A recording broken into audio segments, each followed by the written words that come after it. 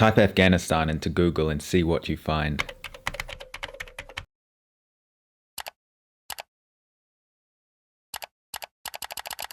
Bombings. An explosion ripped through a wedding in Kabul, Afghanistan, killing dozens of people. War. Crisis. These are normally the pictures that come to mind when you hear the name Afghanistan. But are these tragic events really that common? Yes, tragedy strikes Afghanistan on a daily basis. A country at war for 40 years. But is there another side to Afghanistan that is rarely covered? Let's find out. The world's deadliest conflict. The war should end in Afghanistan. We will smile towards life because life is worth smiling to. Not a day without violence. We will show that resilience. We will not allow people to know that we have weakened. Our families shed blood for this country. 150 ads.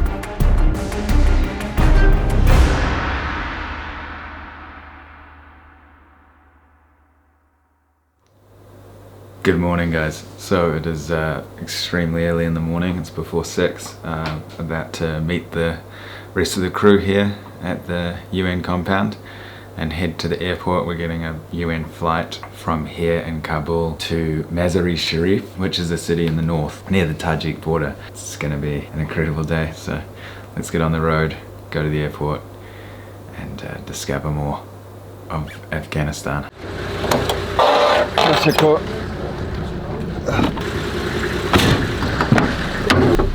There, that takes you into the military side of there. Salam alaikum.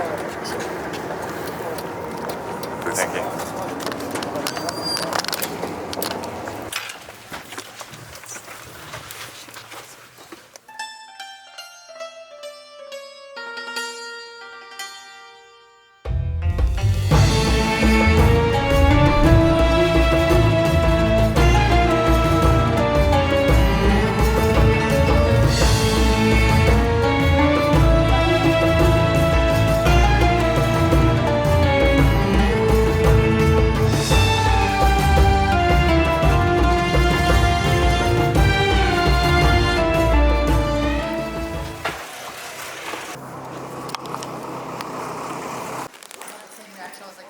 But you'll see there's a whole of this area.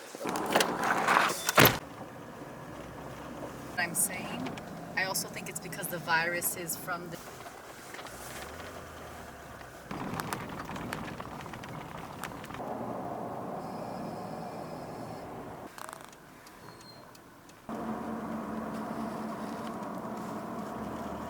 Alright, so we've arrived in Mazar-i-Sharif.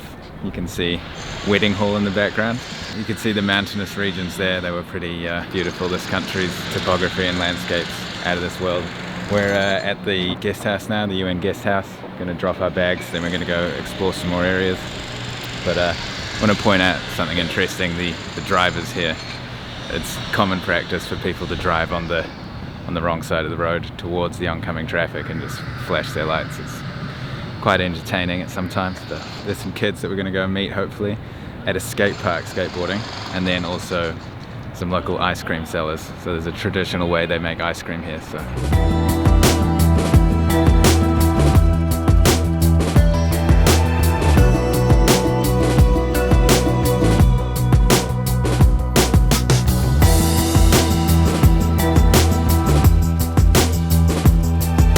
we've just come to this big skateboard complex. I know that's the last thing you'd expect here. It's called Skateistan. I think I'm saying that right.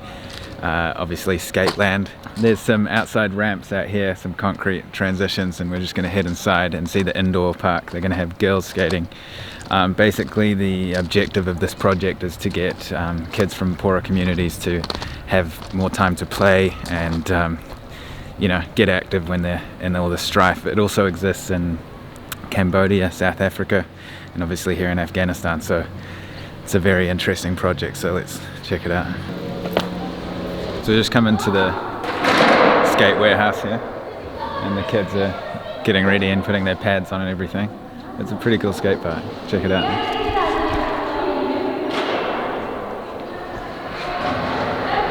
Big wall over that back end there. Yeah. Amazing.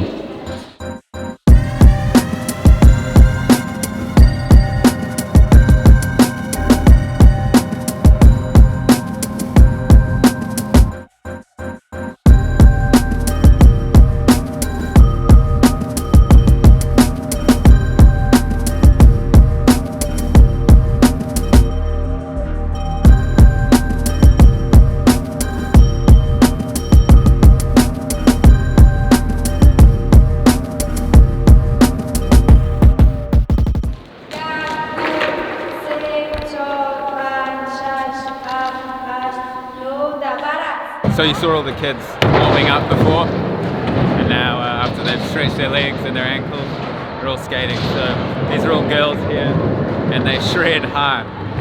One of the best skaters of Afghanistan is actually here. He was skating before, he's so good. I'll get some shots of him for you soon. So these two girls behind us, they're about to compete against each other, and then I'm going to interview one of the girls about how she got into skating and things like that.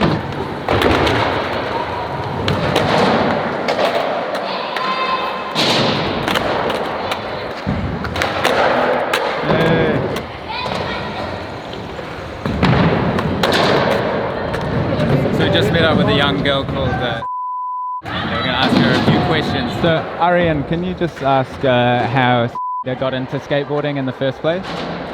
سیده جان چه قسمی اولین بار شما بسکتبوردینگ رو کی تشویقتان کرد؟ چی بود؟ تو چه برنامه بگوید؟ اولین بار اسکیتستان وقتی که جور شد در مکتب ما مدیر مکتب آمده بود. بعد از اینجا وقتی که اینجا افتتاح شد همراه استادای ما آمدیم. باز ثبت نام کردیم.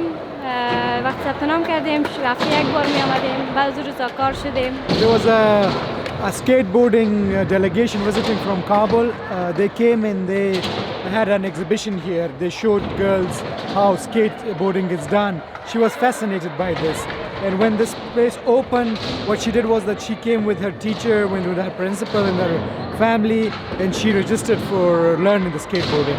Who are her favorite skateboarders? از جان نمیشناسم اما از افغانستان کسایی که خیلی خوب یاد دارن استاد خیلی بزرگوار ما استاد نورزی هستن. بعضی کسایی هستن در کابل استاد مرزا استاد خلیل. I won't be much bothering about the world, but I will tell you about Afghanistan. The skateboarders that are my idol and I look up to are Mr. Nurzai, my coach here, a couple of other coaches from Kabul. There's another skateboarder, a female skateboarder, I really like her. So they're locals? All locals. Yeah. And does she follow the American scene? skateboarding اگه در تلویزیون یا در موبایل از اینترنت میگیریم به خاطر اینکه تمرینات ما خوب شوه. از کدام کشورها رو میگیریم؟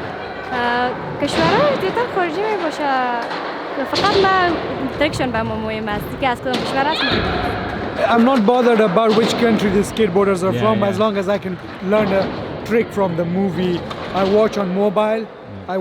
And then I see that this is the new trick and I practice it back here. And would she like to be professional one day? من اصلا بزرگترین آرزوی است که یکی از بهترینای آسیا باشم و بعدش یکی از 10 بهترینای جهان. My dream is that one day I will represent Afghanistan and become the top 10 skateboarding women in Asia and then go for the international competition. Does she think that skateboarding brings a lot of positivity to Afghanistan during the hard times? بله دقیقاً شخصا خودم پیش از اینکه اسکیتستان نبیام پیش از اینکه اسکیت نکنم یک شخص بودم خیلی گوشه‌گیرم و از وقتی که اسکیتستان میام اسکیت میکنم واقعا وقتی که روزی که اسکیت میام من خیلی صبح وقت میخیزم به خاطر اینکه بیام اینجا بیشتر تمرین کنم. It is true for me personally. It's very true that before skateboarding I was very tense. I was always nervous. I was sort of an introvert person. I would go and sit and not mingle with the people. But since I've joined skateboarding, I'm more talking to people. I'm interacting with more people. The days that I have to come to skateboarding, I'm prepared early in the morning and I come here, start practicing the new tricks that I've learned. I start practicing before my teachers come in and I show them. And what do her parents think of her skateboarding? سیده جان والدینتان چی فکر میکنن در مورد اسکیتبوردینگتون؟ والدینم در واقع خب من بیشتر براتون گفتم خیلی وقت اسکیت میکنم 5 سال است تقریبا. در اوایل خیلی ممانعت داشتن به خاطر که شرایط افغانستان شما بهتر از ما میفهمید. اما خوشبختانه در این چند وقت که یک سفر که ما داشتیم از اسکیتبورد در چین از اون وقت تا حال کدام ممانعت که ندارن هنوز تشویقم میکنن. With my parents, it has been quite difficult to convince them, but since we went to China a month ago, we had practices there, we practiced there, and so after that I have not had any problem from my parents. They've been happy with me. So coming back from China, what I've done is that I record my new tricks. I take it back home, I show it to my mother, who laughs all the way. I show it to my sister-in-law, she loves it, and I love when the family is attentive about me and what I'm doing. And one last question, what would she say to the other skateboarders in Western countries about Afghanistan? پیغام ما به کسایی که در نیوزیلند هستن، در کشورهای دیگه هستن، این است که ما اینجا در شرایط سخت افغانستان اسکیت میکنیم. امیدوار هستم یک روز اونا هم اینجا بیان دیدن ما و ما هم بتونیم اسکیت از وا را ببینیم و از اونا از ما رویه بگیرن و ما از وا رویه بگیریم و اسکیت ما پیشرفت‌تر شد. To the people, especially to the girls who are skateboarding in New Zealand and elsewhere in the world, I would say that in such hard circumstances, we are skateboarding here, as you can see.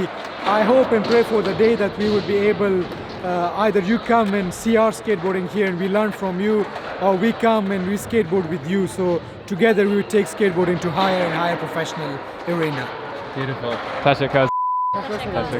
Pieces of a poet, don't you know it? I'm the real thing, baby. And if it don't make $1, then how could it make a real change, baby? Ay. Came about the womb a giant. You were licking, you were client. Now you got so much to say. I was hurting, you was quiet. Okay, so I just met up with Norsai, and you're one of the best skaters in Afghanistan, is that right? Yeah, hi everyone. Happy to meet you here. Thank you. How long have you been skateboarding? About 10 years. 10 years? Yes.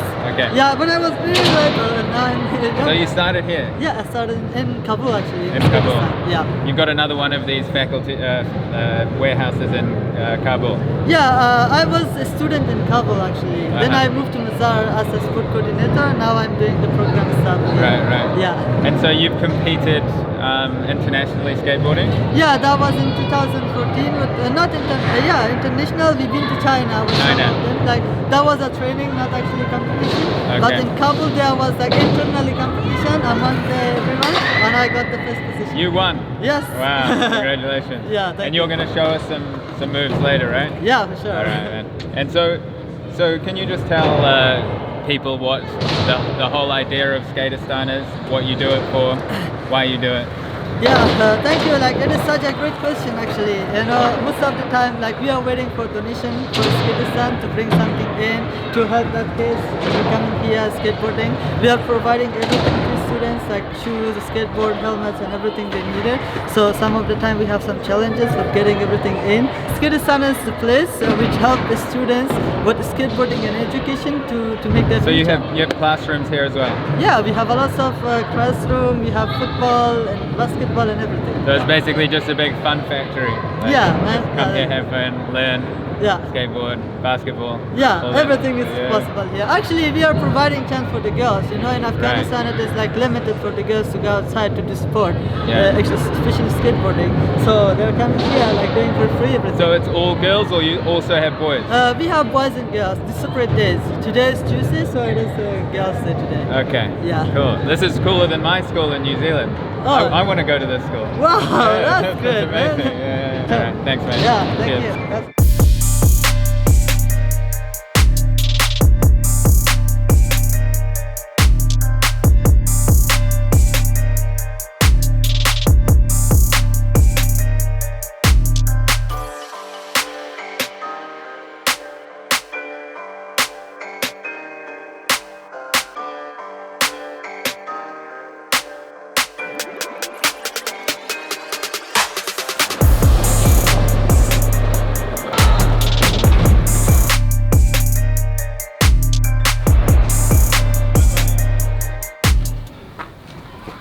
Be careful with the thing.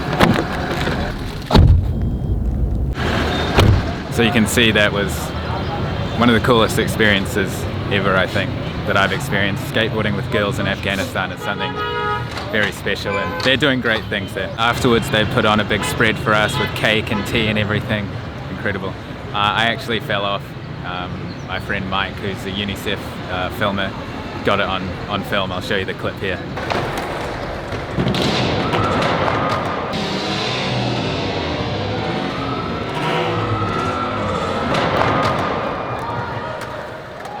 We've come into the city now, and we're going to see how the locals make ice cream in this traditional way they've been doing for years. And you can see now we're in the city center area, so I'm going to go meet the locals and see how they make the ice cream. So where are we, Ariane?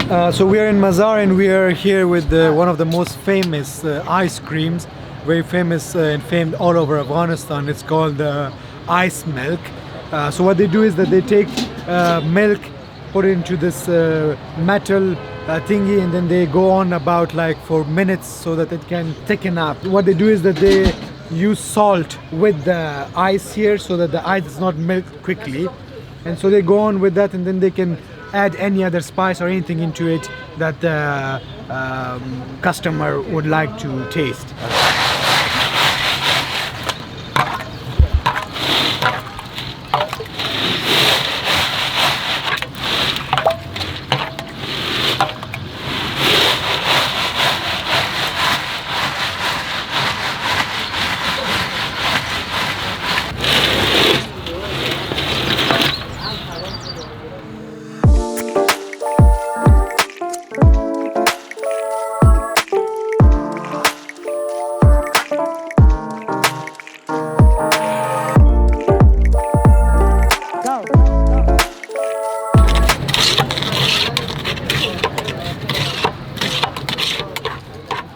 This shop has been in existence for almost 70 years now, and if you go in you can see the old photos in the old times that it was in existence. But the good thing is that for these people, their shop is open winter, summer, it doesn't matter, because it's so good, and anybody who comes to Mazar would eat this. So if you look at these, the currency would indicate how old these currencies are. So it would start from from the king, and king was about 80-90 years ago. This currency is 100 years old. Really? Yeah, 100 years old, this one. So this was basically in 1390, which is like 60-70 years ago. Right. That this was a shop. How long have these staff members worked here for?